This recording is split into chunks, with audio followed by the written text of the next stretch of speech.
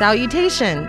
Welcome to Pod Mortem. I'm Reneé Hunter Vasquez, joined as always by my co-host, my husband, and my brother. Hi, I'm John Paul Vasquez. Hi, I'm Travis Hunter. This week, we're recording live from the Vannicut Psychiatric Institute for the Criminally Insane, discussing the 1999 supernatural horror remake, House on Haunted Hill. This film was directed by William Malone and written by Rob White and Dick Beebe. It also features the work of the now acclaimed SFX master, Greg Nicotero. A remake of the 1959 William Castle film, House on Haunted Hill tells quite a different story than its predecessor, while still remaining true to its themes. The release of the film launched Dark Castle Entertainment Studios, its very name being a nod to William Castle. So what did you guys think of House on Haunted Hill the first time you saw it? I remember watching this movie and absolutely loving it. Like, I don't know why, I don't know what it was, but I thought this was great. Like, I was like, oh, this is fucking fantastic. And I still, watching it even for the show, I was like, oh, it's fun. Yeah. It's a good, fun movie to watch. Yeah. It's got its problems. Of course. But I still enjoy this movie. I would still recommend, if you haven't seen it, watch it. Even if it's just to go and kind of like, what the fuck? But it's good. I liked it. It's just one of those fun movies, you know? I remember the first time we watched it, we were kids, like kids. Yeah. Probably shouldn't have been watching it. No. It's one of those, you know, I think at the time in my life, I don't think a movie ever scared me more than this one. No, it scared the shit out of me. I remember we watched it in Germany at a movie theater on base, and it was a double feature of House on Haunted Hill and The Green Mile. Too long. Well, yeah, for me. long. I fell asleep. I remember I got the shit scared out of me, and then I was like, all right, good night. I was going to say, I don't know how you That's slept enough. after House on Haunted Hill. Well, I had both my parents right there. So I was like, if anything happens, my big sister looking out for me. Let me get my sleep in now before we go home. But no, I remember it isn't a perfect film, but No. it's always going to be one of those movies that has a special place in my heart for what it is.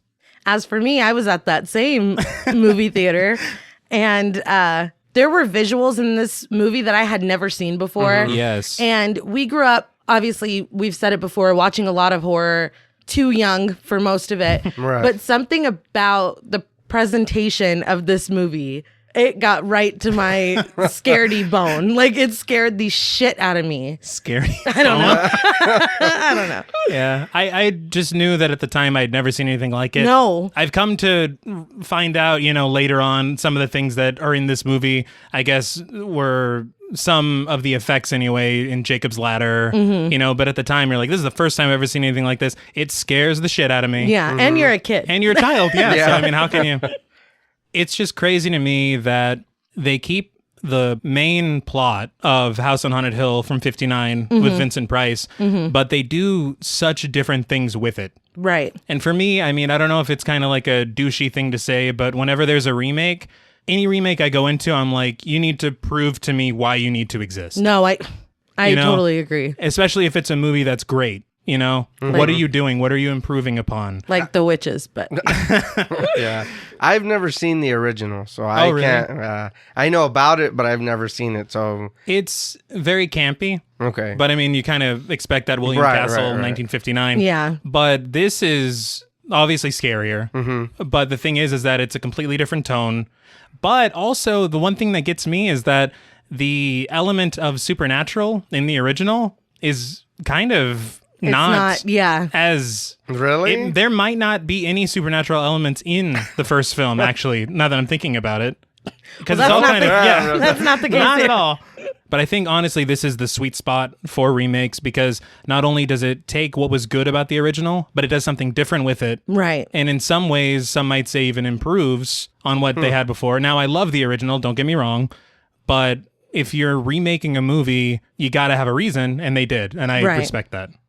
Now, before we put this film on lockdown, we would like to issue a warning for spoilers. Pod Mortem is a very in-depth podcast, and in thoroughly discussing horror films, we have no choice but to spoil a thing or two. If you don't wish to be spoiled, please go watch the film, then come back and enjoy the show. If you've already seen the film or don't care about spoilers, then let's get this party started.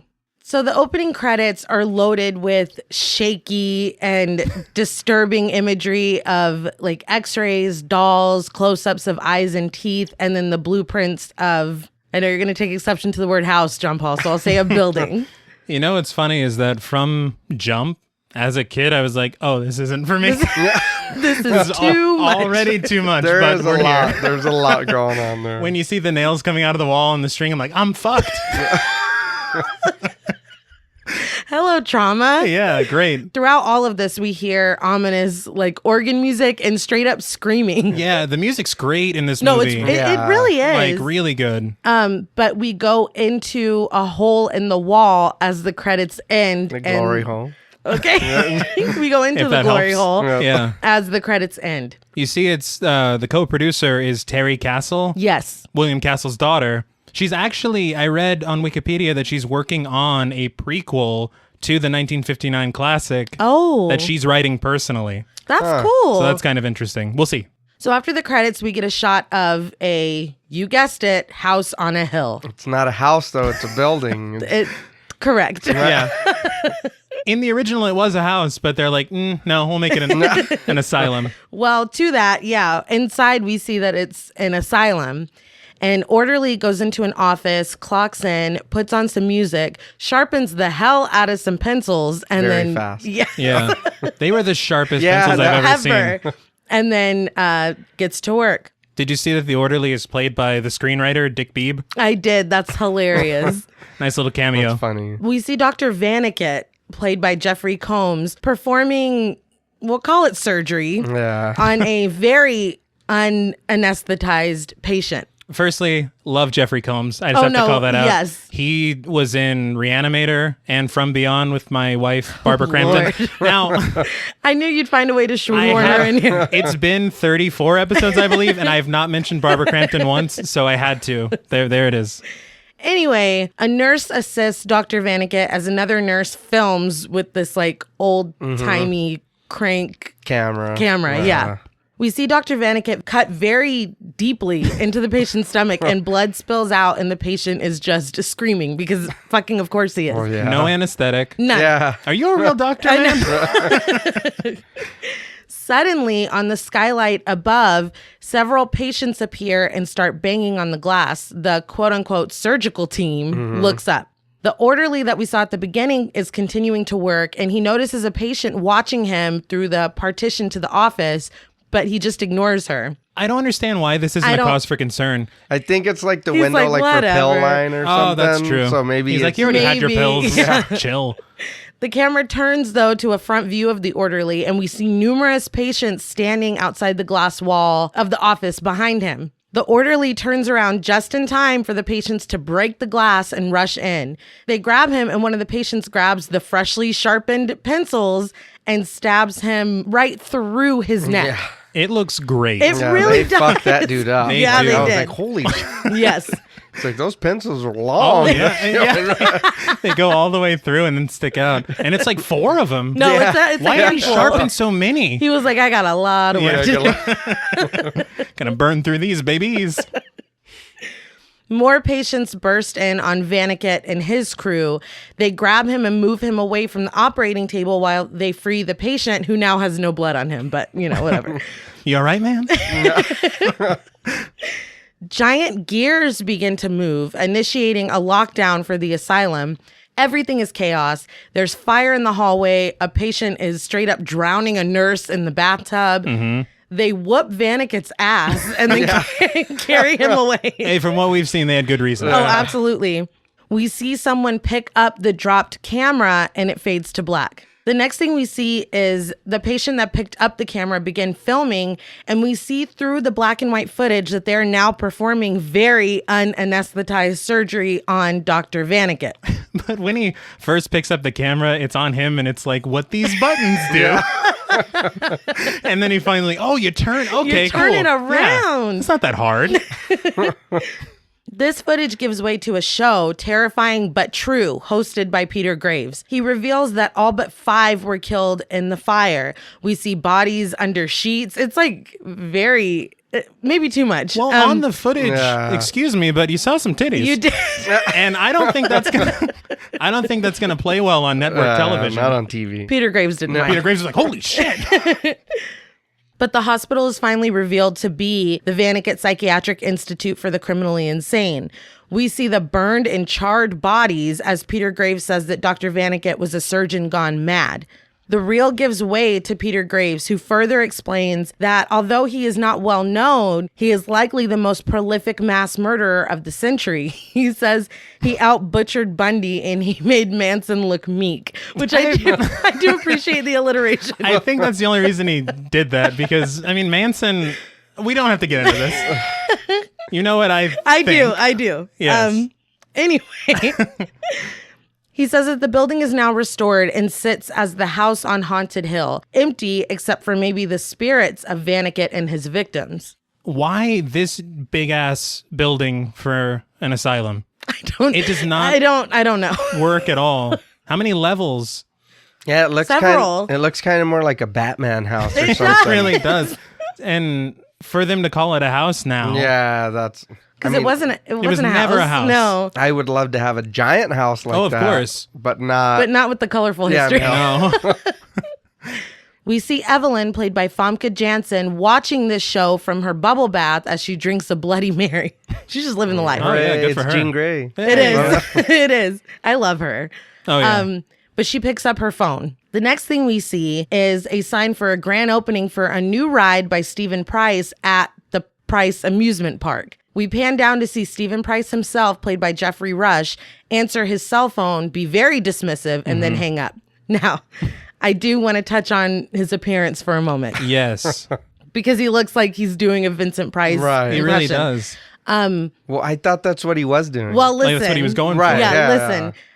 He's just supposed to be a regular businessman in the script. Like, no, just a regular dude. Yeah. So Jeffrey Rush is like, I want to look like John Waters. So he does the mustache or whatever. And William Malone is like, you look just like Vincent Price. He's like, it's fine. And He they really just did. left it. And his name is Price, so it just makes sense. No, yeah. You think it's intentional, but it's like John Waters. Part of me saw, his appearance and then the amusement park, and I was like, well, maybe it's a Walt Disney thing, but he didn't say anything anti-Semitic. So it's definitely So it's not not that. Walt Disney. But he's being interviewed by a reporter played by Lisa Loeb. Very random. Yeah. And a cameraman played by James Marsters from Buffy. He's Spike. Yeah. I was like, what the hell? But he explains to them that it was his wife that called. Well, they were like, business or pleasure. And he's like, neither. It's my wife. That was kind of fucked. Yeah. That sets up their dynamic almost immediately. Oh, yeah. Absolutely. Yeah. But the reporter asks him why this roller coaster is so special because it looks like every other roller coaster. But Price explains that this one starts at the very top, 20 stories up. Doesn't that defeat the purpose of a roller coaster? Like, the best thing's already done. Like, the first thing you do, right? I don't know. I'm not getting on it. No, me neither. I'm not getting it. That's the other thing. I'd try it. It does look fun, but Well, they get inside an elevator to take them up to the start of the ride. Again, 20 stories up. The reporter asks him about reports that the opening has been delayed due to a nearly fatal accident. But as they're talking, we see out the window that they are just flying up. Like, it's going super fast. It's pretty tough. And I'm sorry, but isn't she standing on the grates at this Yeah. point? Yeah. That's a rookie mistake. Yeah. Even in like the Walmart parking lot Nope. where it's like a 5-foot drop, I'm like, nope, Absolutely not doing that. But Price assures her that everything is 100% safe. As soon as he finishes saying this, the elevator begins to creak, and the cameraman gets very nervous. Yeah. Price says that it's just growing pains. In 15 years, their company has never lost a single customer. But the elevator jerks, and Price starts to look nervous and repeatedly hits the alarm button on like the control panel. He says that even if anything did happen, there's a safety cable that keeps the cab from just... At that moment, through the skylight, we see the safety cable snap and they begin to plummet. They all panic, especially the camera. why was he jumping up and down? He was like clapping his hands, or he was like, Oh, yeah. Well, no joke. For some reason, when I was younger, I heard that if you're in an elevator that is falling, if you, this makes no fucking sense. If you jump immediately before you hit the ground, you're fine. Yeah, but he was like doing jumping jacks in there or something. He was getting ready. They're still free falling. Yeah. The other thing is, as they're falling to their imminent death, the reporter goes, "Do something." Do what? Yeah. We are what do you- dead. Yeah. That you just watched the safety cable fucking snap, right? You're in here with me. Yeah. But through those grates, we see the ground is coming at them rapidly. But just before they hit, their view of the ground gives way to static and a logo for the park telling them that they've survived and they may now exit the elevator. And Price just smiles. I would be very so upset. And I love this shot. Price gets out of the elevator and stands under the roller coaster track, telling them from here on it gets really scary as a roller coaster whips by. Fantastic. Well, they had to add the roller coaster digitally because they said that if he had really been standing there, the wind from the roller coaster would have blown him right off the platform. The next thing we see is the reporter and cameraman on the ride, which honestly, as a roller coaster person, it looks awesome. It looks like a lot of fun. It does look fun, but I don't know. And they were clearly on a real roller coaster. Could you imagine that being your acting gig for like the weekend or whatever? Ride on a roller coaster? Yeah. That'd be great. That's it. And the other thing, though, is that I thought the elevator ride was called Terror Incognita, but the ride is also called Terror Yes. Incognita. So what? Is it a double The ride? elevator's part of the ride. But the elevator Yeah. can only fit like 2 people. Well, oh, you're right. What the hell? Yeah, I don't Okay. know. Well, 3, I guess, because Price was also. But you know, Yeah. Back on the platform, Price calls Evelyn back and congratulates her for hitting a 73 on the 1 to 10 perversity meter.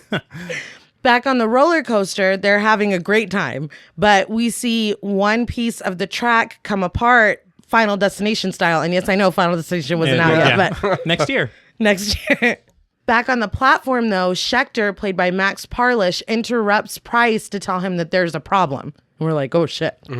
Just these shots of the roller coaster track and them on the roller coaster before anything breaks or anything was giving me anxiety. Well, yeah. This time I watched it. Yes, you know. Not even as a child. You're like, this isn't going to go. Oh, no. After he tells Price that there's a problem, we see an entire car fly off of the tracks. The cameraman is frantic again. But the track mends itself before their car goes over it. On the platform, we learn that the problem is that one of the dummy riders kept losing his arm, and it's like, okay, everything's fine. This was part of it. I love the cameraman's reaction to surviving. He's like, oh my God. Like, it's like he just witnessed a miracle. Well, twice, dude. He thought he was going to die That is twice true. in the last 10 minutes. He's like, I'm never going on assignment again. The weird thing to me is, do they lose a car every ride? That's what Where I was does thinking. it Where does it land? land was my Right, question. and you gotta Like- reset that shit and put it Yes. back on the track. And I'm sorry, but if part of your ride is for your ride to break so a car flies off of it, eventually someone's going to die. Yeah. Like, this could work for a while. A car full of people is going to yes. die. We hear Evelyn screaming for Price before he even gets back on the phone. Once on the phone, he tells her to forget it. We see more dummy passengers being loaded into, I guess, a death car Right. that's going to fly off. But still in her bath, Evelyn insists that Haunted Hill is where she wants her birthday party this year and that her guest list will be waiting on his desk. The next thing we see is a guest list being shredded. And if that's all that's in his shredder, she had a hell of a long guest Yeah. list. My question is, if it's her party, why are you picking the guests? Because he's an asshole. Well, that's just fun. But then she's going to show me, these are your friends. Well, As Marilyn Manson's cover of Sweet Dreams Are Made of This begins to play, Price gets an address book and starts making his own guest list. A much more timely use of Sweet Dreams than Yes. Trick or Treat, I will say. Someone comes in to tell him that he's needed, and he shuts down his program and leaves. But after he's gone, the program opens itself back up, deletes his guest list, and begins typing its own. We'll talk more later. right. Did you see one of the people on the guest list was W.H. Malone? Yes, the director. Exactly. Did you see the shadow that went in front of the camera when it zoomed in? No. That looked so funny. I was like, oh, something's going to happen. And then a shadow just, Is that the ghost? Or? I don't know. Or the cameraman. Or I was going to say, or the crew. That's true. The next thing we see as the music continues to play is a series of limos driving down a winding road. Jennifer Jensen, played by Allie Larder, sits in the back of one. She opens up an invitation that would make Patrick Bateman very proud. It's gorgeous. No, it's fantastic. It's a gorgeous invitation. It says Stephen Price commands you to attend a celebration for Evelyn Stockard Price, and Jennifer looks very excited. We see that the invitation goes into further detail: terror, humiliation, perhaps even murder, as Melissa Marr, played by Bridget Wilson, reads in her limo. As Donald Blackburn, played by Peter Gallagher, reads his, we see that there is an offer for $1 million for those who survive the night. Yeah, it's fucking Sandy Cohen from... Sandy Cohen. Yeah.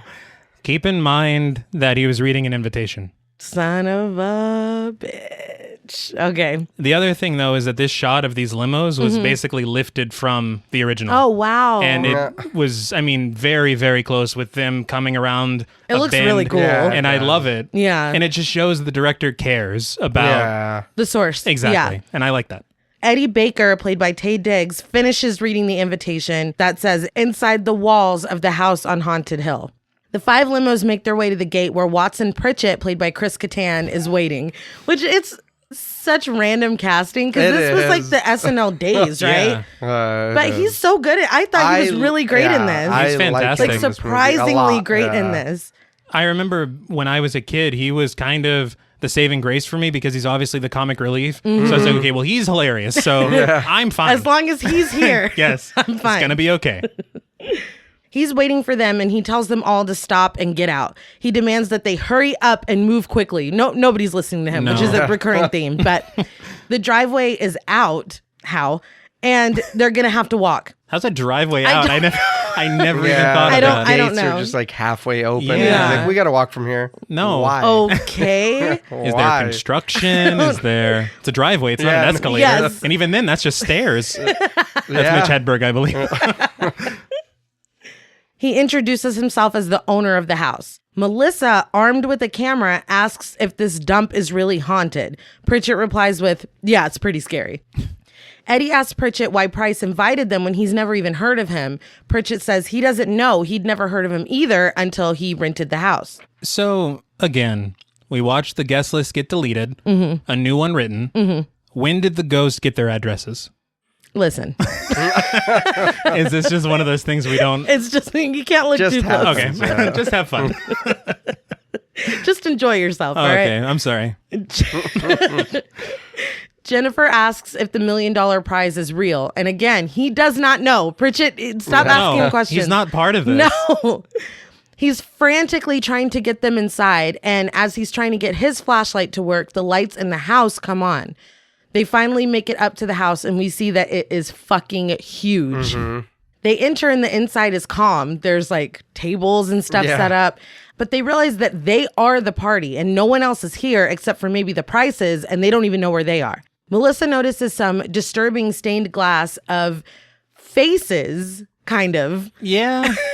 In the ceiling, and Blackburn chalks it up to Price's bullshit. Which, why are you so... What's the animosity here? Yeah. Considering nobody else even really knows who Price is. We haven't even met him yet. Yeah. Just more of Prices. I didn't even think about that. The fuck are you talking Why about? are you so mad? Yeah. And I'm sorry, but it's stained glass. Why... I How thought is it it looked bullshit? good. I'm just so confused. I thought it looked cool. I mean, It's cool. It's creepy. I would not want it in my house. Absolutely not. But Really? No.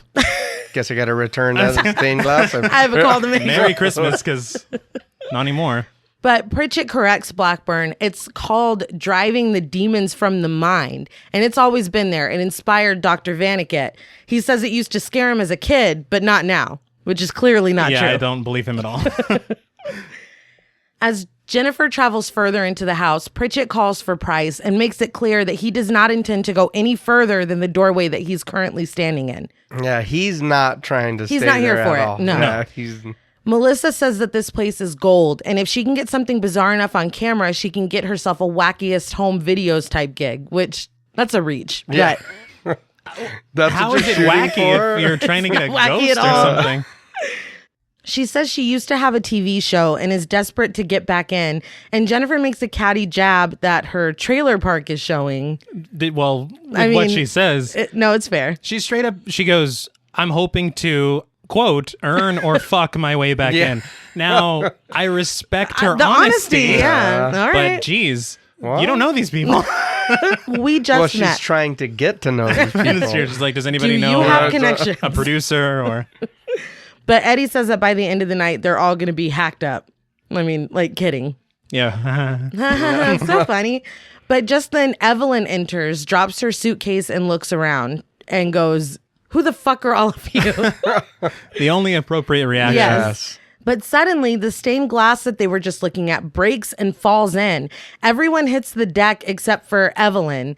Eddie tackles her onto a table to get her away from the falling glass, but a giant shard lands right next to her face. He tackles her onto the table that was literally right in front of her. He's not helping at all. Not only that, that glass was already damn near to the floor by the time he took her down. He's like, "Oh no!" Was. Yeah. Well, I think honestly, he's a little bit of a creep because I think he just wanted to touch her because when she walked in, he gulped like a fucking cartoon. Yeah. It's like, yes, she's very attractive. We understand. Now, Famke Janssen insisted on doing that stunt where she's laying on the table and then the glass shard falls. Oh, shit. And that she's really, I mean, that's legit. That's practical. And they told her that she had to be very still and not move at all. Whoa. But the impact of the glass shard landing was still enough to bounce her head off of the table. God and you damn. can see it. Was this filmed in the 70s? But you don't have to do this. Yeah. I want to. Jeez, Holy Tom shit. Cruise. Yeah. But she has a cut on her face, but she's otherwise fine. She tells Eddie to get off of her and calls him a pervert, to echo your sentiment. Yes. Price appears at the very top of the stairs and congratulates Eddie because Evelyn has never said that to anyone with testicles. How long have you been standing there, Steve? Just Did you just watch the glass fall? When Eddie says that she was nearly killed, Evelyn tells Price that he'll have to try harder next time. He tells her that it wasn't him, it was the house. It's marked her to be the first to die. Why are they married? No shit, huh? Like, I was asking myself that so many times this entire movie. But he asked Pritchett, which I think is really not cool. Isn't that how your father and grandfather died? Yeah, that was kind of fucked up. But Pritchett clarifies that his grandfather did build this place, but he died in his sleep in Miami. His father, though, was killed here in a construction accident, but he's fine and he would like to be paid now. Reminding. Like, Yes. come on. Price completely ignores this and says, "Let the games begin." But Price and Evelyn's banter is clearly making everyone uncomfortable. They go upstairs to talk, and Price tells everyone they'll be back shortly and to just relax and have a drink. Inside a control room, Schechter is gulping down coffee, eating a sandwich, and monitoring surveillance cameras. Well, he You're talking about when gulps down the coffee. smells the He picks up a piece of pizza, smells it, throws it away, grabs a sandwich, takes a bite. There's also a thing of cigarettes there. It's like, yes, we get it. He's busy. I was like, is this dude surrounded by sandwiches? What the fuck? How long did you expect to be here? Yeah. He's like, I'm here for Stay in the all night. Yeah. He had to set everything up. But he's monitoring surveillance cameras, and we see Price and Evelyn in a bedroom. Evelyn demanding to know what happened to her guest list, which, Yeah. but he says he shredded it. And he thought it would be more fun with a group of people who would do anything for money. So people like her. She tells him, and this may be the first time I ever heard the word fucking crammed in between an existing word, but she says, "Congratulations, you win."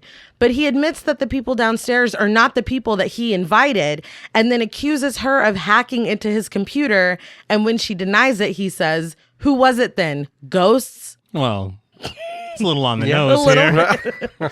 The other thing about congratulations, because we cannot just move past that. That does not work at all. It should have stayed in the first draft. It didn't. It made it all the way. She tells Price that if he loved her, he would find a way to drop dead in the next 3 seconds. And then he details at least 2 instances in which she literally tried to kill him. Again, why are they married? She casually says they were accidents until proven otherwise. He accuses her of sleeping with everyone in their zip code, and she accuses him of being gay for the second time since they've been in the house. Yeah, I was like, wow, this is an odd character thing. I don't understand. She's also homophobic. Yeah, just jot that down. Add that to the list. He pulls her hair and she bites him, like couple stuff. He tells her to come back down to the party, and she says it's his party now. She's going to call a cab. We get a quick shot of Schechter still watching them. Well, Schechter likes to watch. That's number one. Clearly. I can't believe he set up cameras in the bedroom. That's number two. Yeah, I thought that too. I was like, super fuck? creepy. Yeah, I don't think Steven knows about that. But the other thing is that this conversation and the hair pull and everything ripped straight from the original. Really? Yeah. His wife tried to kill him in that too. Well, she goes, "You're hurting me," and he goes, "I know." He's like, that's kind of the point. Jeffrey Rush's whole performance in this movie is just aces for me. I think Oh, he yeah. is so fantastic in this. And you can tell he's having a lot of fun. Yes, I just love it. But Price comes back downstairs for Pritchett to accost him for his money again. As he walks in, you overhear Pritchett saying to Blackburn, "How do I know? Don't talk to me." He's just ready to go, Well, man. he's been Well, clear. I'm yes. not affiliated with this. But is like nobody worried that he's acting this way? Yeah. Like, I would be very concerned. he's the caregiver. It's like, why does he want to leave so Why? bad? Yes, exactly. Yeah, why why- are you trying to get out of here? This falls in the thing we've been talking about for weeks. If the expert Yes. Maybe you is should listen. concerned, maybe listen. But Price starts to hand him a check and does the old pullback gag when Pritchett reaches for it. He shows everyone else their $1 million check made out to cash. They get the money as soon as the sun hits tomorrow morning if they've stayed the entire night and if they're still alive. If you die, your share gets divided up among the survivors. But everyone is free to leave whenever they'd like. And Why Pritchett is- is like, I'm ready to leave now. Yeah. Why is he being so hesitant to give Pritchett his money? I think he wants another competitor. For the money? Mm-hmm. But what kind of, like, let's be real for a second. What kind of contest is that? If you survive, you get to keep the money. That What? would make me like, Yeah, mm. man. And the door was over here? Yeah. So you guys wouldn't stay? No, Oh, no, I wouldn't have gone. Oh, well. All right. I mean, hey, shit, $1 million. There's very little I wouldn't do for $1 million. If I got to survive, look. I mean, I'm not going toe to toe with some ghosts. Yeah. Well, I mean, at the time, they didn't know that the house. I mean, It's called House on Haunted Hill. well, It's I'm even in sure the note. Yeah. But hey, $1 million, bring it on, ghosts. Just me? Shit. All right. Bring it on. I mean, I hang out with like some Caspers, but not Yeah, these not like motherfuckers. Hey, well, we don't know it's here. All right. Although the history is not great. Yeah. It's colorful. Colorful. Price finally stops to sign Pritchett's check and asks everybody's names. They all introduce themselves and we learn their jobs. Blackburn is a doctor. Melissa is a self-proclaimed celebrity. Eddie is an ex-pro baseball player. And Jennifer is an executive VP for a film company. Price says he's never heard of any of them. And when they ask how he made the guest list, he says he's sure the unexplainable will explain herself before too long. Pritchett finally snaps and demands his money. It was like, God damn, dude. It's so funny, though. He's like, excuse me. Where's my goddamn money? It's so He gets funny, dude. mad. He has every right to be. No, He does. He's been chill this whole time. He That's has. not working. No. Price offers him a chance at $1 million to stay, but he's still not having it, which to me would be like, Again. this dude is serious. Unless you think he's a plant. Maybe. He hired Chris Kattan from Saturday Night Live to... But he snatches his check and makes for the door. The gears begin to grind like at the beginning as the house goes into lockdown. Excuse me, as the building goes into lockdown. All of the windows and doors begin to close with metal plates. Pritchett runs and slides for the front door only for it to shut on him, leaving him trapped inside. He hits the door and then tries to find another exit as the lockdown finishes. Melissa takes out her camera after the lockdown finishes, saying that this is inter-fucking-tainment, which is another fucking sandwich. Does the writer just have one speed? Let's just put this word everywhere. Pepper it in. Price looks like he doesn't know what's happening. Eddie tries to move a metal plate and it doesn't budge. Pritchett has cut his hands on a window trying to get to the metal plate on the other side. He explains that the house has gone into lockdown, that's how everyone burned alive in 1931. Dr. Vaniket activated it because if he was going to die, they were all going to die. The only people who survived were 5 sadists from Vaniket's staff. Why is he going ham on the glass windows when he's the only one that knows there's no way out? Desperation. Yeah. All right. I know. I'll allow it. I'd be You fucking would? Freaking out, doing anything. If I you knew can. what was going on and nobody wanted to listen, and then the house closed by itself, I'd. Close right. Well, it did. He says that disabling the lockdown was on his dad's to-do list, but the house got him first. When Eddie reminds him that he told them that his father's death was an accident, Pritchett replies simply, "I lied. The house is alive. We're all gonna die." Comforting. Yeah. There aren't any working phones to call for help, and when their cell phones don't work, Price blames it on the metal plates. But Pritchett says it's not the plates, it's the house. Blackburn pours vodka on his hands to clean them. I love how he uses none of his medical knowledge here. Get some vodka on his hands. I've seen this on a movie. But Pritchett says that the cleaning crew is supposed to be there at 9:30 in the morning, but they will all be mutilated beyond recognition by then. And even if that's the case, how's the cleaning crew supposed to get in? Don't know. I mean, I don't know. Yeah. They're just knocking. What the fuck? Yeah. Hello. Yeah. We still gonna get paid? Jennifer says that she thinks this is a joke to try to scare them out of their chance at the money. And Evelyn comes downstairs agreeing and telling Price to take a bow because he even scared her. Even Blackburn tells him to open the place up, but he says he's not the one who closed it. Thanks to Evelyn describing his career of scaring kids, they finally recognize him as the Stephen Price from Price Amusement Parks. Pritchett says the control room is in the basement, but they're not going to want to go down there because it's a maze. Jennifer and Eddie volunteer to go, and she tells him that either he shows them where the control room is, or they're all definitely spending the night here. And then he finally relents. Look, if those are my choices, I'm spending the night here. Like, I'm not going into that fucking basement. She gets so mad at him. Just immediately. And has No, no idea. you don't want to go down And there. has no idea what he's No. seen there, what he's heard, what he's nothing. She just gets all pissed off. No. Just immediately. And it's just odd because she seemed so timid before. Yeah. But now she's like, Pritchett, I will fuck you up if you don't. It's like, what?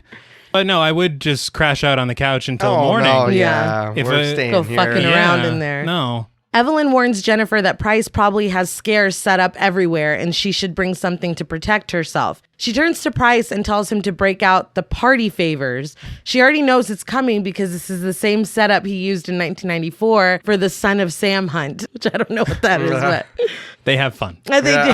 Apparently. He has fun. Yeah. Our attention is now drawn to a coffin sitting on the other side of the room. They take off the lid, and among dry ice are 6 tiny coffins. Each contains a gun, each with its clip welded shut. When Evelyn asks how she's supposed to know if her gun is loaded, Price says he can only think of one way, and then she points the gun at his head. Everyone else is like, we don't want to see this. No, everyone is so uncomfortable. Will like, you just go to counseling?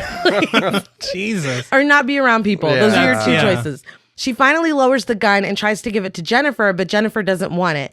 Eddie takes it and they leave for the basement. Price excuses himself to the restroom. Doesn't she call Jennifer the virgin? Yeah, Like, what the fuck? yeah. Why do you What was suck that? so bad? she really does.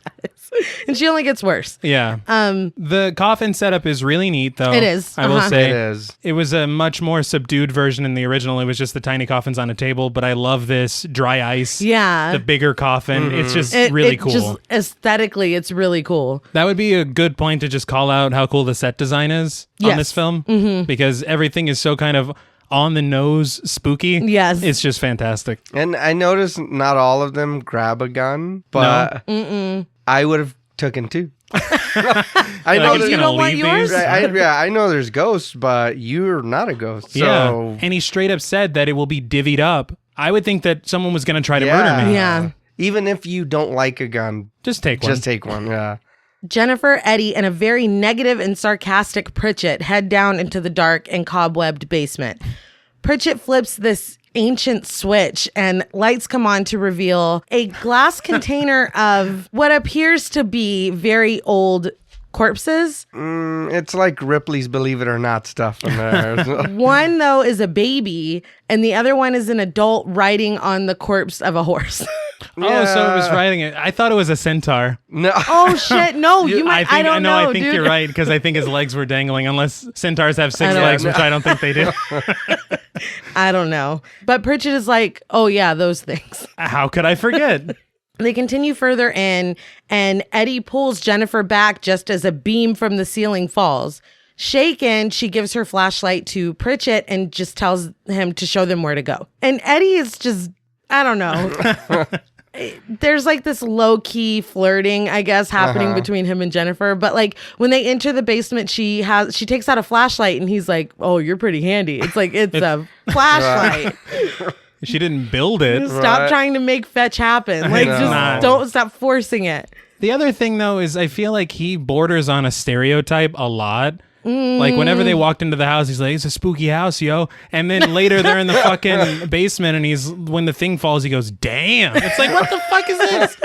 It's very clearly not, it's very 90s. Let's just put it that way, where they only knew how to write one type of black character. Yes.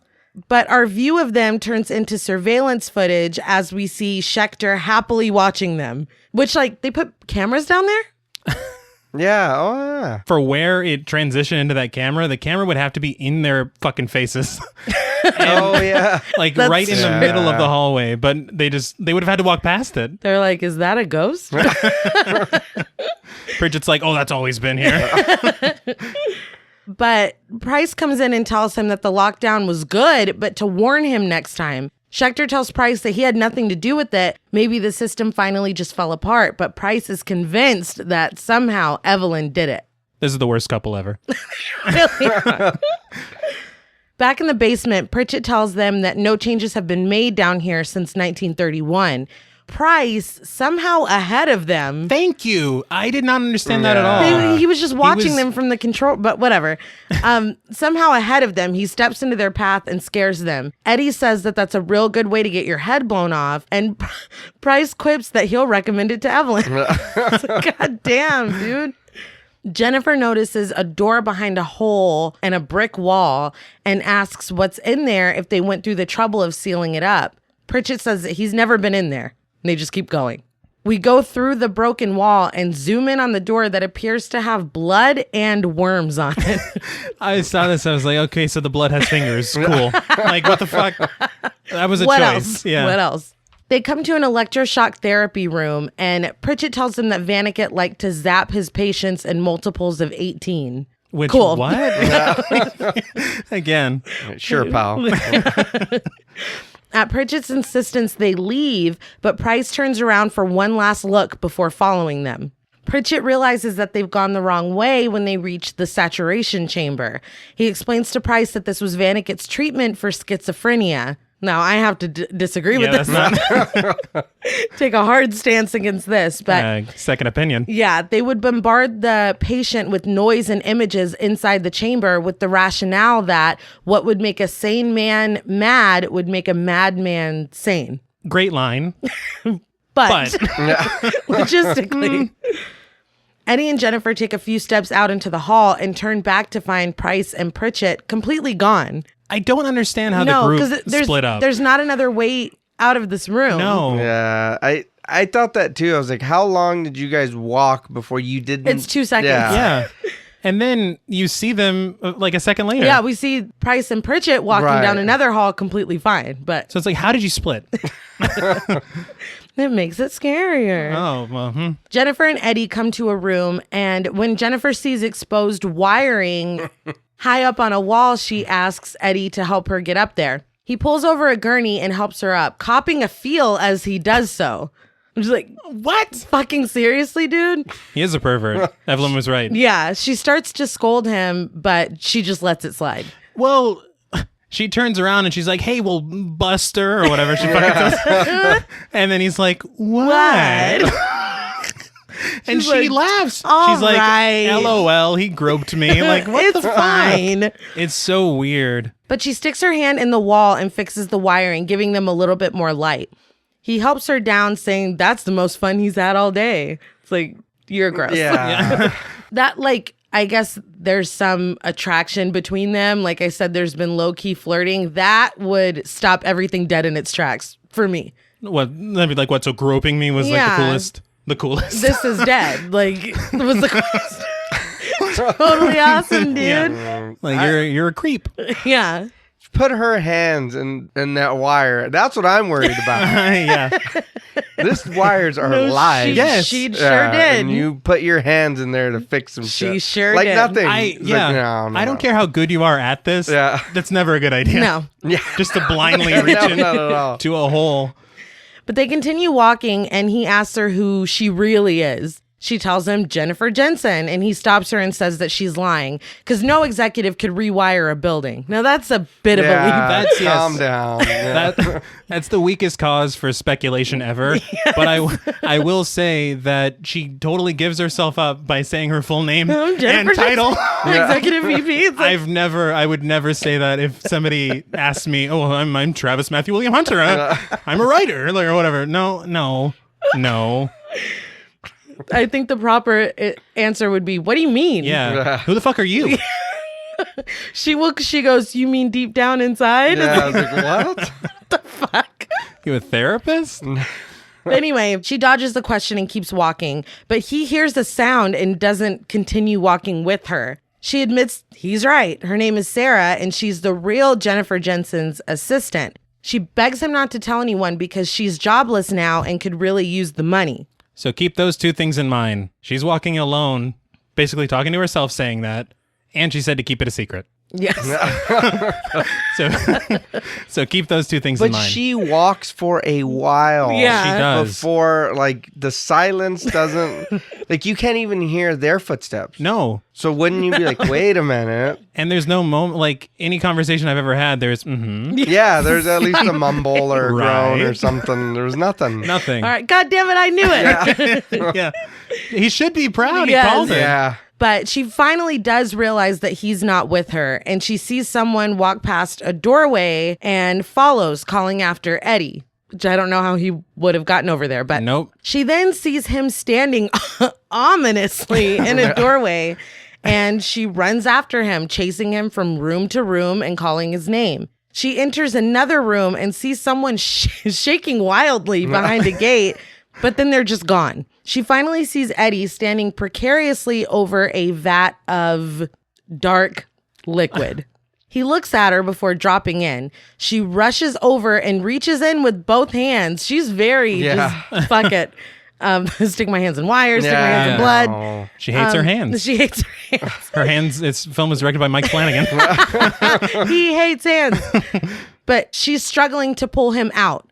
We suddenly hear, "What the hell are you doing?" and see Eddie standing in the doorway. Okay, so I just want to say very quickly, before you ran in, you just watched him going all Flappy Bird. Yes. And then he dives into this thing. This might be unpopular. By Eddie. Let him die. I don't like. You just met the guy, too. Yeah. That's You an don't even extra know. $1 million. And he grabbed your ass. So fuck that dude. Disrespectful. Right? Sorry. At this realization, the thing that's in the vat tries to pull Sarah in. She struggles with it before finally freeing herself and crying. I just want to point out that Eddie walks in, but does not help her at all. Not at all. Yeah. He's like, well, shit. too. See, now he's thinking right. He's like, well, if she gets pulled in, Right, are you That's okay another- over there? yeah, she'll free herself. It's fine. They come back up to the main floor, Sarah with blood all over her, and Evelyn says that the games have begun.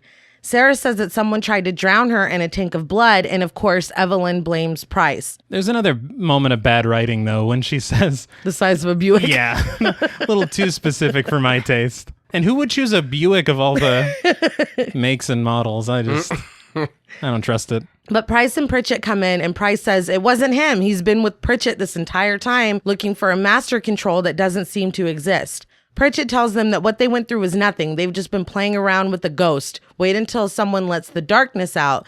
It's the evil at the core of the house that's going to kill them. Death by corrosion. And he's like, you'll hate that shit. You don't want that shit. Yeah. So funny. Blackburn says that they can either stay the night or look for a way out. And Price says that either way, they just need to stick together. Evelyn points out that someone needs to get Melissa then, which it's like, oh shit, she's not here. Yeah. The next thing we see is Melissa walking down into the basement by herself. That lady's brave. Yeah, she bro. is. Brave or stupid, or Yeah. both. A little bit of both. She happily records the bodies that we saw in the glass. And as she goes further in, we see something invisible whip past her. Yeah. She's recording those bodies. She's like, oh, Bob Saget's going to love this He's shit. going to love this. It was still the 90s, so She continues to go further into the basement, still recording. She comes to a room, and through her camera, we see the surgery that we saw at the beginning. Ooh. Oh, yeah. When she lowers her camera, there's nothing there. She raises it and we see them again, only now they take notice of her and turn toward the camera. It is terrifying. No. Oh, it's yeah. haunting. The only mistake, though, is that you can see the footage move before she actually dips the camera down. Oh, man. So it was I just noticed poorly that timed. too, You're like, oh, man, this is so good. It's a great moment. So close. Yeah, don't get me wrong. Oh, no, that would be some scary Oh, shit. yeah. Oh, yeah. Yeah. I'd be gone. That's I'd when be you run. fucking gone. Yeah. Oh, my God. But she turns around to see a figure standing in a doorway behind her. It rushes toward her and shakes its malformed and eyeless head as it screams. Terrifying. So this is just a bunch of bad decisions, one after the other. Yeah. On her part. Don't go down there alone. Yes. That's number one. Yes. Run away if you see that shit in your Yes. camera. And, don't let the haunted mask run up on your spot. Most importantly. Yeah. But we see horrifying and disjointed images, and Melissa's hair is blown back as she screams, and then she's just gone with her screams echoing down the halls. On the main floor, they hear her, and Evelyn says it sounds like Melissa found what she was looking for. Sarah and Eddie go to investigate, and Price follows, which I'm sorry, I'm not Yeah, fucking. probably After not. the vat of blood situation, I'm not going back in that fucking basement. Haven't you seen enough? Yes. What more do you want? Yeah. But we get this funny moment after they leave when Pritchett says that she's definitely dead. And she was cute too, and he would have loved to have gotten laid before he died. Then he looks at Evelyn and says, how are you doing tonight? I respect it. He tried He it. shot his shot, love man. his character. Yes. Like, And he didn't go around there and grab her ass like Yeah, he fucking just like was Eddie like, would have. He gave it the old college try. Exactly. well, they're gonna die. He's like, fuck Why it. not? You clearly hate your husband. Yeah. In the basement, Price, Sarah, Eddie, and Blackburn find Melissa's camera broken on the floor in a pool of blood. Sarah picks it up, and Eddie notices a trail of blood that just seems to stop. Eddie says she couldn't have just disappeared into thin air, but Sarah notices the blood trail going up the wall, across the ceiling, and inexplicably stopping when the ceiling meets the wall. She says not air, into the house. Now, I do want to say that this is the moment, besides the freaky imagery, that scared me the most when I was a kid. Oh yeah. I would literally be in bed in my bedroom looking at the corner of the wall like, that could be me. No, it scared the shit out of me. It's a lot, dude, and it's so abrupt. It just stops. See, I like that a little better than if they would have had like a puddle of blood Totally heavily agree. right there. Yeah. Totally Because agree. it's like, oh yeah, she just vanished. She's It's not in here like now. We stopped right here. Or and like- this is where Yeah. we killed her. Her fingers Yeah. sticking out of it. Yeah, it's a good call. So scary. The next time we see them, they're back upstairs, and Eddie says that there has to be some way out of the house. He calls Pritchett, who is still sitting there drinking, and when Pritchett doesn't answer him, he slaps his glass out of his hand, and it shatters against the wall. And everyone goes full Sopranos with, oh, hey! Well, it was It unnecessary. was too much. Meanwhile, Sarah has somehow fixed the camera. She's just a whiz. She's I guess. great. And she says she's trying to find what Melissa was taping. On the camera, we see the view from its dropped place on the floor, and we see Melissa's bloody hand. It's shaking until it's dragged away as she screams, and then the camera gives way to static. That would be enough for me. Yeah. Although I don't know if the camera would go to static like that. Yeah. That was a little The ghost went in it. just started Like, that's enough. moving around. Evelyn walks in, applauding and asking Price how he did it. She asks if Melissa helped him stage this or if he actually just killed her. She asks who's next on his list, to which he replies, if I had one, whom do you think? Awkward. Yeah, dude, if I'm everybody else, I'm like, what is this? Right. This is some kind of weird kinky shit. I don't Yeah, want no no. part of it. Don't want any part. I'll take the million, but none of that. She says that everyone knows that killing her is the bottom line here, and she's not going to make it easy. Again, she takes out her gun and points it at Price. He says that he would never give her a loaded gun, just as she shoots a glass decanter in the bar behind him. Everyone's, shook. Yeah. She tells everyone that she's retiring to the bedroom for the night, and if someone so much as peeks through the keyhole, she's emptying her gun into their head. Eddie's like, damn. Yeah. How did she know that's what I was going to peek through the... But they all eye Price suspiciously, and he says that he loaded them on with blanks, and if he was really going to kill his wife, he wouldn't do it in a locked house full of witnesses. Which, Yeah. fair point. Not And wrong. B, why are they mad at Price? Yeah. He's like, I'm the victim here. She tried to shoot me. Me? Right, yeah, you guys just seen that. Yes. Eddie tosses the gun across the room to Sarah, and they leave to try to find a way out. Blackburn leaves to try to find Melissa, and Pritchett leaves to go get more alcohol. Price bursts into the control room, demanding to know how Evelyn is pulling this off.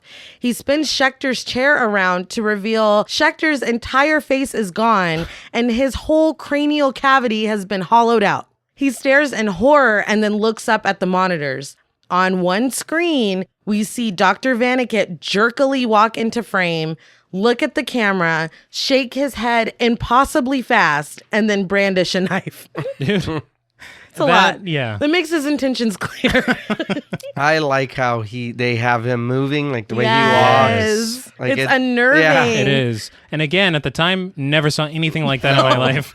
So it fucking was like a horrifying. brand new horror to scare the hell out of me. And the ghost voices Yeah. that are happening at this time, Oh my God. fantastic. Poor Rat Boy, though. Yeah. He's just gone, man. Yeah. They were a little more delicate with Melissa, I guess. We're just like, we're going to scoop this dude's shit out, all right? Like, we're tired of watching him eat sandwiches all night. On another monitor, Evelyn is lying in her bed asleep. Now, how did she go to sleep so fast? She just went up there. And also, the camera is zoomed in onto the bed. So, like, ew, Schechter. Schechter, you freak. Yeah. That was a little wrong, a little harsh. You hollowed out freak. You shouldn't speak ill of the dead, but he was a creep. But we see Vaniket jerkily walk off screen and Price leaves the control room. On the main floor, Sarah and Eddie are using a pitchfork. Where did they get Yeah. that? But they're using a pitchfork to try to pry up the metal plate behind the window that Pritchett broke. The song that's playing was always cool to me as a kid. It's cool. It's like very intense. Yeah. Like a detective shit. Yeah. I don't know how to describe it. I don't even know that it fits, honestly. It really doesn't. But I really liked But it. it's good.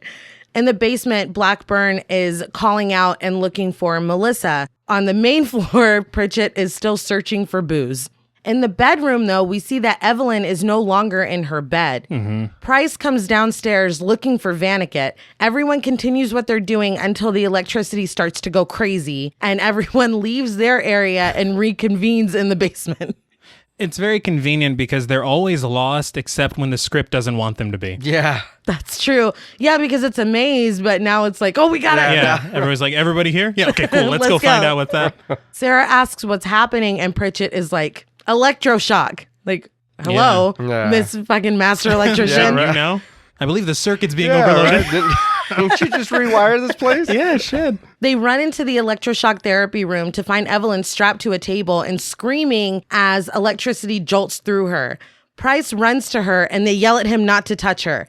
Everyone searches and flips switches as Price yells for them to help her. They finally flip the right switch and it stops.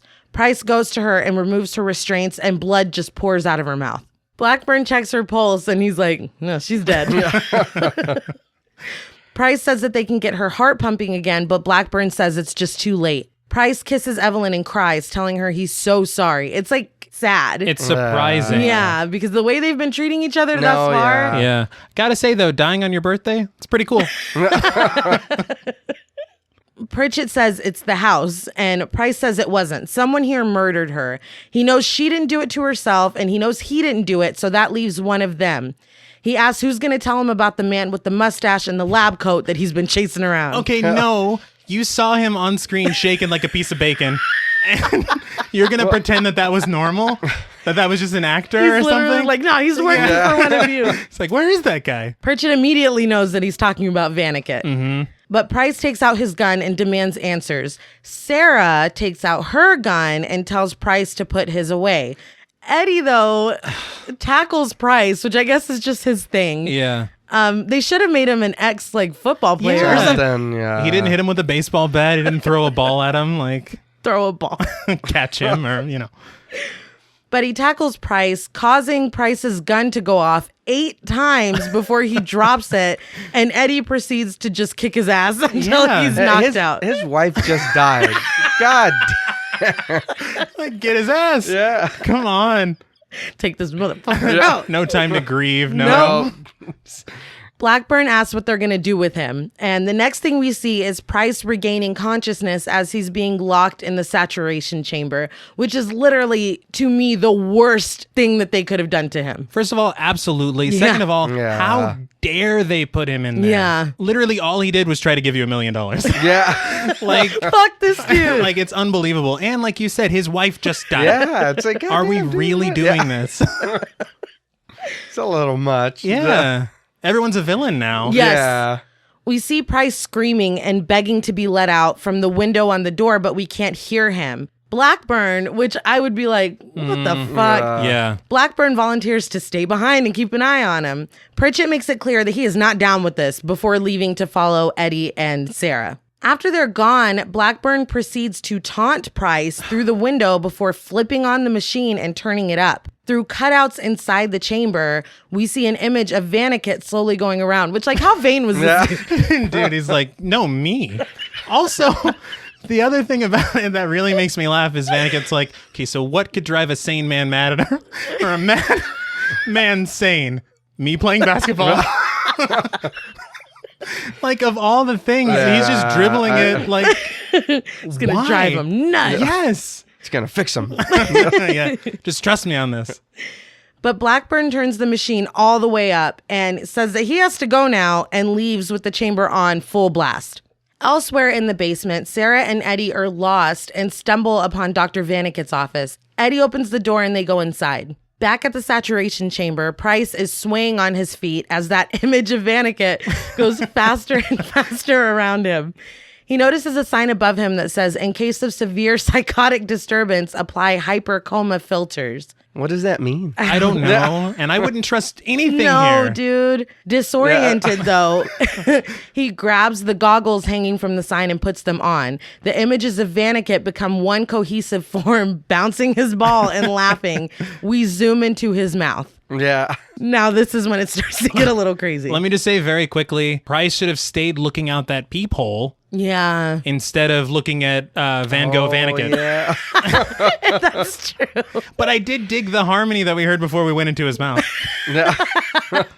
Honestly, I think I would sit in the corner and close my eyes. Yes. Yeah. I mean, Why am I going to follow the instructions here? Or look at the wall? Yeah. yeah, because Pritchett told him what this was Exactly. for. I'm going to do exactly not that. Yes. Yeah, he's not having a good time. No, straight up not having Yeah. a good time. Thought this was a party. Suddenly, we see Price being wheeled in on a gurney by a nurse with very must makeup. We see a naked woman suspended from a ceiling. We see Price with a piece of metal over his mouth that looks like he's smiling. Yeah.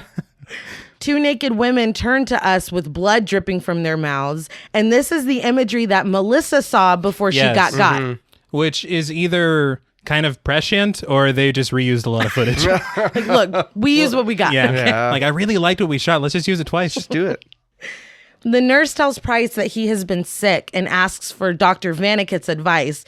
Now, Dr. Vanniket appears behind her with his face all wrapped up and Yeah. does his head shake thing again. So that's a no from Dr. Vanniket.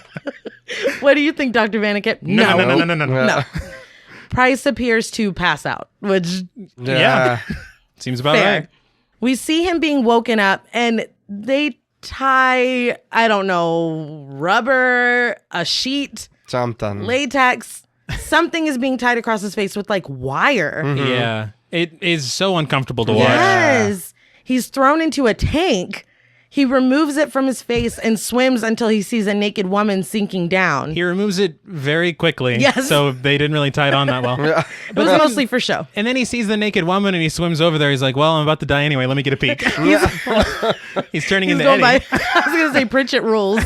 Look, we're both about to die. Yeah, so fuck it. But she opens her mouth and blood flows out into the water. And at that point, he's probably like, never mind. Struck out again, Price. She comes close to him and screams, and her hair flies back to reveal a face with only a giant mouth full of teeth.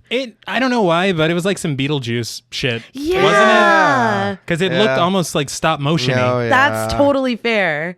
But we see the actual Price again, still in the saturation chamber. The image of Vaniket holds up his red ball and he tosses it to a woman who bounces it. But when the ball bounces back up, it's now Price's head, which is screaming. Mm-hmm. The camera pans up to reveal that the woman is Evelyn, and she laughs. Through the window, we see Price cowering in the corner and shaking as the machine just keeps going. Well, drove a sane man mad. Yeah. I mean, goddamn. All it took was some hoops. Vaniket was Well, right. we know it works. Dude, you get Vaniket on the you court, go. there's no stopping him. That'd drive you crazy. Back in Vaniket's office, Eddie finds a framed photo of the 1931 staff. Right in the middle is Dr. Richard Vaniket.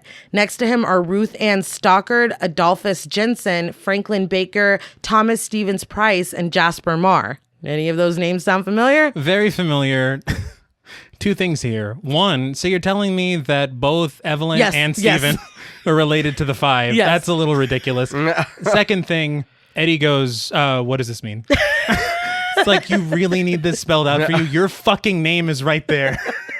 When I was a kid, I never noticed that it was Evelyn and Price as well. No, me I neither. thought it was just the guess. Me It kind too. of makes it less... Yeah. Yeah. Because did the house show Evelyn that Peter Graves special? Or I feel like it would have been better if like maybe Price mentioned that she had seen it and someone was like, oh, is she watching reruns or something that made it sound like, Because otherwise it really makes no sense no, for them she to just also be happens related. to see this. Yeah. And she doesn't- married a man who also like it's a lot. Did like, the ghost put them on a blind date? Yeah. Like it doesn't make a lot of You're sense. asking us to believe a lot here. But yeah, Eddie is confused, and Sarah realizes that everyone here is related to the staff members that were there the night of the fire. Pritchett comes in to clarify they're related to the 5 that didn't die. Yeah, the sadists, he Yes. called them. Price didn't make the guest list. The house did. Which is something we already put together. Yes. Yeah. But Pritchett says that there's a lot of energy here. And for me, I feel like this was like we got to explain this. Yeah. This is Like too people are much. going to get really mad. if we- But Pritchett says that the energy here likes to travel through electricity. And Sarah's like, oh, it must have gone through the internet line, which is like, what the fuck? Did they set her up to say that because she's so handy? Oh, yeah. For me, if I had written this, Price would have taken his laptop to the house to look around. Yeah. And that's when it would have fucked up. okay. Because That it is makes no fair. sense. Yeah. It doesn't make any sense. But Because it was his office. it was. Yeah. It had to travel. The house is like, is he typing about us? Let me Sweet. fucking, oh, no. And also, About us. and again, I was going to say, well, it could have been anyone, but I'm like, no, because they're also related. I really hate Yes. that. I never, like I said, I never really put that together when I was younger. And now I'm like, man, I wish they hadn't done that. Yeah. The house could have been using them to get to these Exactly. people. Like, Oh, that's yeah, more yeah. believable They're like, wow, than... someone's finally throwing a birthday party here? All right, get Or Evelyn travel knowing... through the Ethernet cable. Or Evelyn knowing, oh, my great-grandmother used to work here. Yes. Maybe, something. Like, you're asking us to suspend too much belief. But anyway, Pritchett says that the house is pissed and it has no morals because it's a fucking house. And then he immediately apologizes for yelling in Well, Sarah's he went face. off. He's like, all right, I'm sorry. Yeah. It's too much. Too much. Eddie, though, looks at the photo again and asks why Blackburn's name isn't on there. Back in the electroshock therapy room, Evelyn still lies on the table as Blackburn sneakily walks in. He kisses her and starts feeling her up, which... Yeah. She's dead. Yes. Why is every man a creep in this movie? except for Price. Yes. And Pritchett. No. Well, Well, he was very he did it respectfully. at politely least. flirting. But Blackburn gets out a kit and gives Evelyn a shot in her thigh. She immediately wakes up and kisses him. She asks what Price's situation is, and Blackburn tells her that he's still alive, but it's just a matter of moments. Then she can have her miraculous resurrection. Okay, so this twist makes no sense. And it all stems back to the misdirection of... The invitation. Yes, Blackburn being in the car reading the invitation. So was the ghost confused too? Was he like, well, is he? She's banging him, right? Well, let's, must be part of it. Yeah, Bring him in. he Fuck was it. related. I don't care. So it literally, that's where it's like, okay, it's a good twist because a similar twist is done, spoiler alert, in the Right. original, but it makes a lot more sense in that movie than these ghost invitations. My thing is, I just like the twist with them all being related to the people. If they would have just dropped a couple breadcrumbs or alluded to it a little bit before the big twist, it would have A, made more sense, and B, been like, oh, so that's what... Okay, that's why she looked at him when she came in the house, or that's why he didn't come in a limo, or that's why, anything. I mean, the only thing that you have is him being like, Price fucking sucks when he walks in. That's really it. That's all you've got. But anyway, Evelyn pretends to tell a cop that she was just playing a prank and acts devastated after being told that her husband is dead. Blackburn says that there will be witnesses that say, fill in the blank, shot him. Evelyn bets it will be Puff Eddie. That's a problem. Yeah, like, fuck you, dude. He was a former baseball player. He was not a rapper. So this is just fucking racist. And I know a lot of kids don't know who Puff Daddy is, but... He's P. Diddy, guys. Yes, yeah. He's also black, which is the only correlation can be made. Yeah. Although he was, I am pretty sure Eddie did have Biggie killed. Yeah.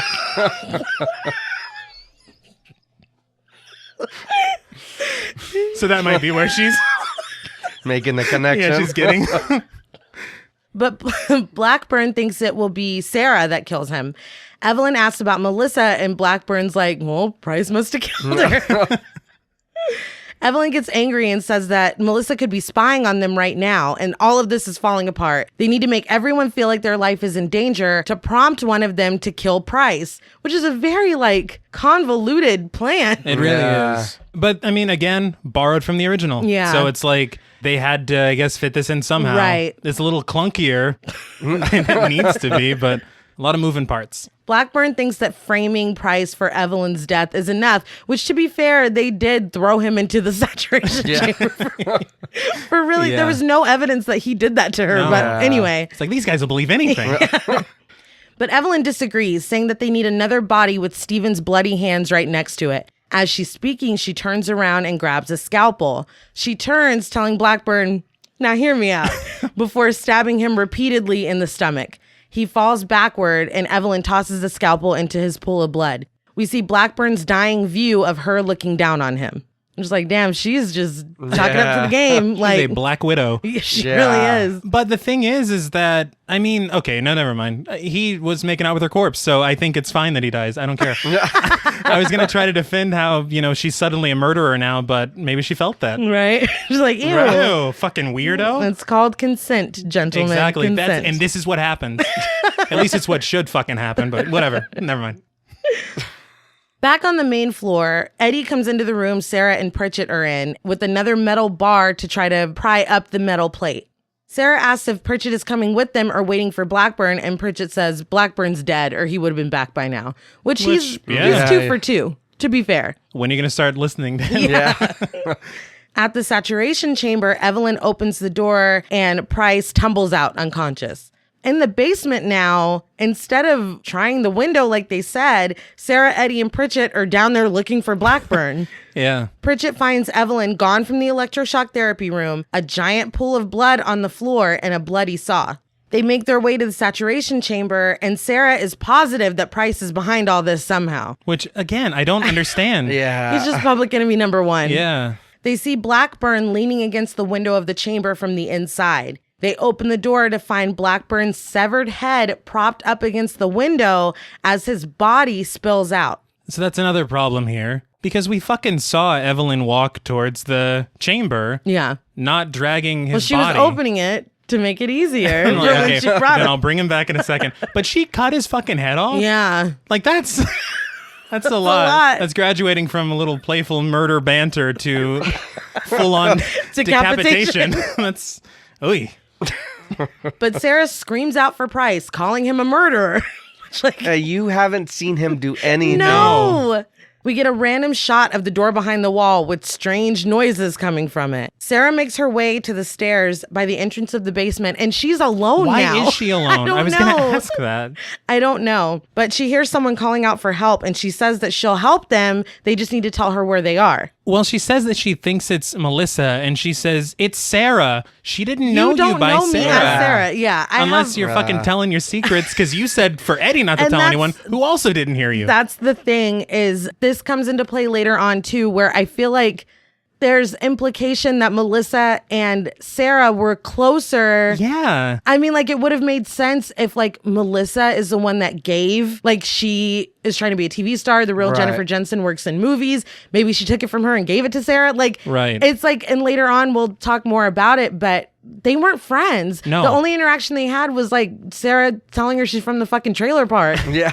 Best of friends. It's weird because she's like, just tell me where you are. Yeah. Like, She sounds like it's like her sister. yes. Yeah. Anyway, she goes to the corner of the room behind that skeleton on the skeleton horse, and Price tumbles out, bloody and completely disoriented. She draws her gun and screams. He says he woke up on the floor and he doesn't know what's going on. He just keeps asking for her to help him. She says, not even for $1 million, Mr. Price, which would be a decent line if, like, Price was the bad guy. Yeah. Yeah, and it is very overdramatic. Yes. Not yes. even for $1 million. It's like, calm down. Come on now. But he asked for her help again, and her response is to shoot him about 15 times. Now I did count. she misses the first She shot. does. And Price looks behind him like, I am right here, dude. He does. You He's like, serious? fuck were you shooting Yeah. at? Eddie and Pritchett come running, and Eddie takes the gun away from her. The three go upstairs as the shot lingers on Price's body. Now, once they're gone, Evelyn comes over and sits in front of him. She tells him that all it would have taken was a divorce and for him to just rip up the prenup. No matter how it ended, she wants him to know one thing. From the first moment she set eyes on him, she always loved his money. Ooh. Girl! It's a little on the nose Yeah. again. But the sight of him has always made her want to puke, which is like, God damn, dude. It's like, and I'm ugly? Jeez. But just then, Price grabs her by the throat and throws her into the wall. He opens his shirt to reveal a bulletproof vest and says he's Stephen goddamn Price. So he was laying there the whole time, posing like a French painting, Well, he's like, Just- if she... waiting. He she- was in a weird position. He was. But if she thinks I'm alive, she might shoot me in the head. Yeah. And there's no No bulletproof coming hat. back No. from that. Why isn't there? But he holds Evelyn up against the wall and says that everything she and Blackburn said to each other was bugged and seen by him. So does he know that she faked her death? I think that's my question as well, because he was reacting He was organically. very upset. And also, if you see Blackburn at the party, wouldn't you be like, what's that motherfucker doing Yeah. here? Like, you would already know. Like, That's it, what I'm saying. again, If it we doesn't had make a a lot little of bit sense. of like tense moments or something, but like this is really left field. It doesn't make any sense. Or even like at the beginning when they showed her in the bathtub. Yeah. Maybe if you see a male Someone, figure leaving, yeah. Something. then it would have been like, oh, well, shit, that was the guy from the beginning. Anything that you could tie it back to Yeah. something substantial, because you can't. Instead, they're No. just like, guess what? Hold on to your tits for this one. It's a real doozy. Wild card, bitches.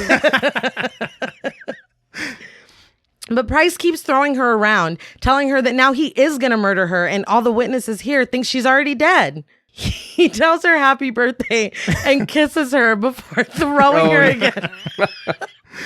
But this time, she flies through that door that was behind that wall. A blackness moves across the floor toward Evelyn as Price yells at her to get up, confirming that he is not doing this, which Yes. I don't know why she's still asking that. Yeah. She's like, your work is very impressive. I just want to make sure this isn't you. She moves just before it comes to her. The blackness seeps into the wall and the mass begins to spread there, comprised of darkness and images of naked women. Evelyn runs for Price, but it yanks her back, causing her to deteriorate.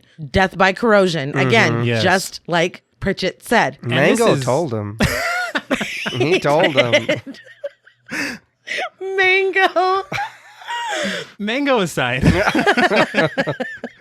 This is fucking frightening. Very Yeah, much oh, so. no, yeah. Again, unlike anything I had seen at the time. Yeah.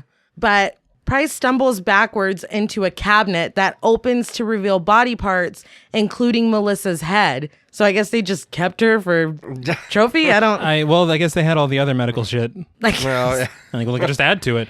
So, okay, two things though. One, why is Vaniket a part of this when he was the one that did all the evil shit? Yeah, good The question. house should hate him. That's Yeah. number one. The house.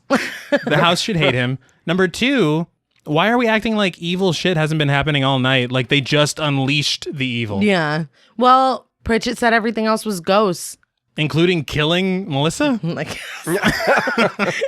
But no, you're right though. Like they've been crazy shit all night. So this is worse than what we're seeing. This is what he said. Oh, the darkness, that's death by right. corrosion. You'll hate that shit. Yeah.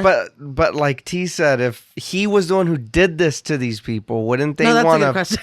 fight the they're darkness? Like, fuck Vaniket. Yeah, right. Now we're on your side. Yeah. But then, like, okay, so he's part of this, Vaniket. I guess they all just want to get the 5 that survived. But he's also jive walking down the Yes. fucking hallway. Correct. Like, it's just, again, it's one of those things I guess you just shouldn't read too Can't much look into. too deeply. Yeah. But Price turns around to see the darkness creeping out of that room, and we hear it laughing. Oh. It expands, forming a Rorschach-like ink blot-like situation. If you look really close, you can see your fucking nightmares. Yes. The top of it turns into Evelyn's face, and she tells Price that she wants him. They all do. Everyone who has died and everyone who was responsible is here, and now it's his turn. It advances. Upstairs, Sarah thinks she just killed Price, but they're just working to get in that window open again. Yeah. Like, move past it. Don't think about it. Price runs upstairs, and the doorknob falls off as he tries to leave the basement. They hear Price screaming and banging on the door. Pritchett, poor Pritchett, opens the door for him just as Price jumps to the side. The darkness grabs Pritchett immediately and puts him inside its mass. See, I gotta say, I think Price isn't that bad of a guy because when this happened, Price was like, "No, he did not want that to happen." I don't think he's bad at all. Like, No. and I don't know if we were supposed to, but I don't. I feel like pretty him. good about him. Yeah. He's probably just a dickhead, but he's not that bad. No, Yeah. he's I mean, just a weirdo. He's Like, a business guy. yeah. But the darkness retreats. Why though? It's like, we're going to gnaw on him for a while. Price stumbles in, telling Eddie and Sarah to run. He closes the basement door, but it begins to bulge and then it breaks. Eddie and Sarah run as the darkness spills out. Looks pretty good for 1999. It really does. Yeah. Price ditches his bulletproof vest and says that Pritchett was right. This house is alive, which no shit. Yeah. But the hallway next to them forms teeth. Yeah. He's like, "Look, See? I told you." And the darkness is creeping along the ceiling. Price heads for the attic, looking for something that'll, I guess, open the house. The darkness creeps toward Eddie and Sarah, and then it disappears, and they just fucking stand there. Yeah. But after a moment, the floor starts exploding toward them, and then they finally run. That's our cue. Oh shit, he was right. In the attic, Price starts to look for a way to open up the house, and he throws a tool to the side and accidentally hits a lever that gets the lockdown gears moving. He quips, "So much for a degree in engineering," which is true, but it is part of my issue with him at the end of this movie because he goes from making quippy comments and talking shit to Evelyn to being disoriented and confused. Like, he just goes back and forth. There's no... Did it drive him mad or not? I don't know. Just for a little bit. Yeah. He's coming back. He got it back, yeah. Good for him. He tells Eddie and Sarah that he found a way out, but they need to hurry. Eddie and Sarah run upstairs, but Sarah turns when the darkness says her name.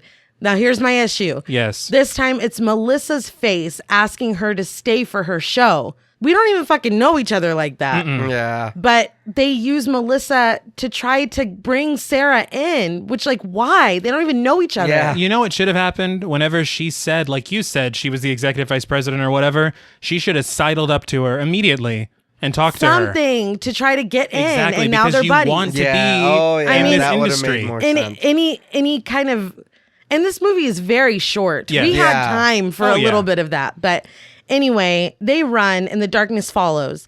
Eddie goes to investigate the window that is now open in the attic, and the darkness begins to seep through the slits in the floor.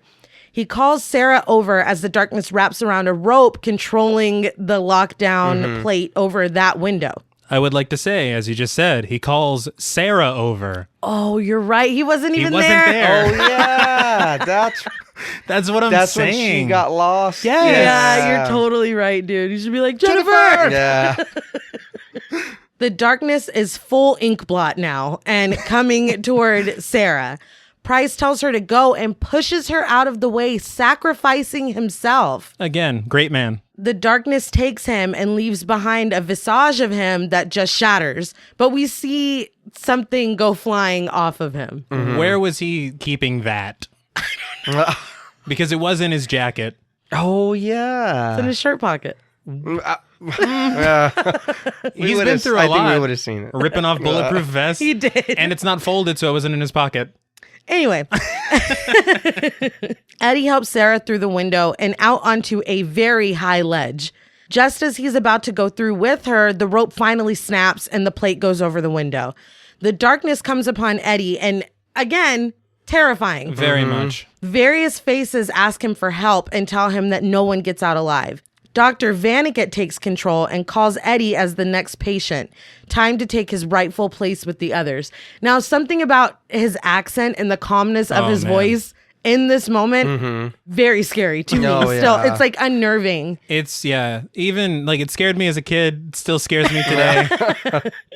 Good Lord. But Eddie says that he has nothing to do with this. He was adopted, which is like, fuck, that sucks. But also, to be fair, nobody had anything to do with this. No, but him saying that only brings up more problems because you're like, well, then why'd they choose them? Do they not? Are all their relatives dead? Was there not anyone they closer? don't have any parents? No parents? God damn it, that's true. Don't say it's a throwaway joke, and I know we should have just laughed. Yeah. But sometimes I'm an asshole, and I gotta read too much into things. That's all I'm saying. Suddenly, though, the ghost of Pritchett appears and pulls on the rope, opening the window just long enough for Sarah to pull Eddie through, and then he disappears. Now, Sarah pulls the shit out of him. They both would have gone tumbling into the water. That would have been enough. But they don't. Was that Pritchett, or was it Pritchett's father? Because isn't Pritchett a part of the Rorschach monster now? But he's good. How'd he break away? Because he's good. I wondered that too. Right? I was like, why? How did he get away from them to go help them? He's like, I'm too good. I'm just gonna. I'll be right back. I don't fit in here, so. But the darkness sucks back into itself, and then we just see the attic completely empty. Outside, the sun is rising, and Sarah notices an envelope sticking out from underneath the metal plate. She pulls it out, and it says, "To those who survive the night." Eddie opens it to find the checks, each for $1 million made out to cash. Now, I would not have those checks flapping in the wind like they're holding them. No, I stuff it in my shirt or something. He laughs and hands the checks to Sarah, who laughs with him. The camera pans out over the water, and we get a shot of them on the ledge atop this giant fucking house. Yeah. And Sarah asks, how do we get down from here? Credits. Now, there is a very short post-credits scene, if you even want to call it that, but the patient is recording again as the rest of the patients, I guess, are cutting up and terrorizing Price and Evelyn. And Evelyn's dressed as a nurse. Yes. I love it. Yeah. It's such a great little She's like, bookend. man, but Price does not belong here. I still love him. He's the hero of the film. No, he's not. He's too good for this world. He's a pure cinnamon roll. We just can't. I've never heard that in my life. Is that a real thing? Well, I do like cinnamon rolls. But anyway, that's House on Haunted Hill. What did you guys think? Even though there's a lot of crap going on, I still like the movie. It's a fun little movie to watch. I would watch it again. This movie I did watch a lot when I was younger. And like I said, I'd still watch it again. I enjoyed it. There is a lot of holes and but if you don't, it's another one of those. As long as you don't look into it too much and you just kind of, it's a good movie. Accept it for what it is. Yeah, no joke. I'm honestly in the same boat. I know we talked a lot of shit and made a lot of jokes about the plot holes and stuff. But this movie is part of my childhood. Yeah. Agreed. We also watched it a bunch when we were kids, and it's honestly just, even with all the problems, it's a very good movie to just have fun with. Yes. Yeah. Rewatch it, enjoy it. And I mean, not every movie has to be The Shining. Yeah. No, absolutely. I, again, agree. It does have its issues, but I feel like the good of it and like the fun of it overshadows those issues. And we have said that it's just a fun movie. There are also images and moments in this movie that are genuinely fucking frightening, like genuinely scary, and look fantastic for 1999. Yeah. So I guess that brings us to ratings, and I hate going first, but here we are. As we said, I feel like the three of us all really appreciate this movie, maybe a little more than it deserves. But again, what it lacks in some cases, or in some instances narratively or plot-wise, I feel like the performances overshadow that, especially Jeffrey Rush. I can't say enough how much I love him in this movie. Fantastic. And just the imagery. I saw shit in this movie that I had never seen before in my life. Right. And I mean, it's like, no, yeah. I can't Are you stress getting enough. goosebumps right now? It's genuinely scary. Obviously, that's going to influence my score. And maybe some people are going to be like, really? But keeping it grounded and not wanting to do it too high, because there are a lot of plot issues and I can't just ignore that. But I genuinely do love this movie and I will be watching it again. Oh, yeah. But on a scale from 1 to 10 perversity meters, I'm going to give The House on Haunted Hill 7 out of 10 perversity meters. And I will now open up the floor. I know we say it a lot, but I don't want to repeat everything we've said again. But I mean, it is, and the movie does got some things with it, but it also, I feel like it does a good job of not hiding, but like of trying to distract you away from those certain things so that you're not asking those questions. Right. So you're not sitting there like, wait a minute, what the hell? That's a really good point, because a lot of the questions we brought up, I never thought about until we watched it critically for this. Yeah. But I really like this movie, and I know, like we said, we all watched it when we were younger, you know, whatever, and it will influence it. But I agree with you 100% on the score. On a scale from 1 to 10 perversity meters, I'm going to give it a 7 as well. Like, the movie isn't as great, but I do feel, like I said, it does a good job of distracting you from the things that are wrong with it, and then you can just sit there, and it is fun, and you do get a good laugh at it, but you also get that scare factor too. Yes. Right. And there's shit that you're like, oh shit, that was creepy, or that was, you know what I mean? But I agree with you on that score. I feel like that's a pretty good score to give it. Well, and I noticed too that there wasn't a lot of trivia, or there wasn't a lot of There's not. like a lot of stuff on this movie, because we usually try to get into it a little deeper, and there wasn't very much we could find on it. I was very surprised for being a remake of a horror classic. There really wasn't much. And there's not a lot of like videos, and like not a lot of people Yeah, people that you would all. expect to review this haven't. No. Like it feels like nobody's really paying attention to it almost. Very quickly, just to get through my rating. Again, not wanting to repeat everything that we've already said. I will add, I love the music in this movie. Yes. Right. It's fantastic. Like you had said, all of the imagery and everything is fucking horrifying. Yes. I remember being a kid and walking around the house as Dr. Vaniket and mom being like, stop. I remember that distinctly. Quit that shit. Yeah, and for good reason. But every remake should strive to do what this one did. It took what we know is familiar, the plot, the characters basically, and then they did something new with it. They gave it a reason to exist. Yeah. Because if there's no reason to exist, I'm just going to go watch the original. Don't do it. There's Yeah. no point. No, yeah. So this excelled in that. But at the same time, with all the plot holes and everything, as fun as it is, I do have to be realistic for myself. Right. No, yeah. So on a scale of 1 to 10 perversity meters, I have to give House on Haunted Hill 6 out of 10 perversity meters. I love this movie. Yeah. I do, but I gotta be me. No, yeah. I gave extra for Jeffrey Rush. I did the same thing for Chris Kattan. Yeah. There you go.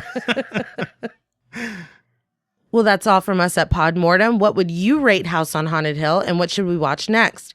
Let us know on Twitter at @ThePodMortem. Be sure to follow us on Instagram and like us on Facebook. Be sure to follow each of us on Twitter at Blood and Smoke, at RealStreeter84, and at TravisMWH.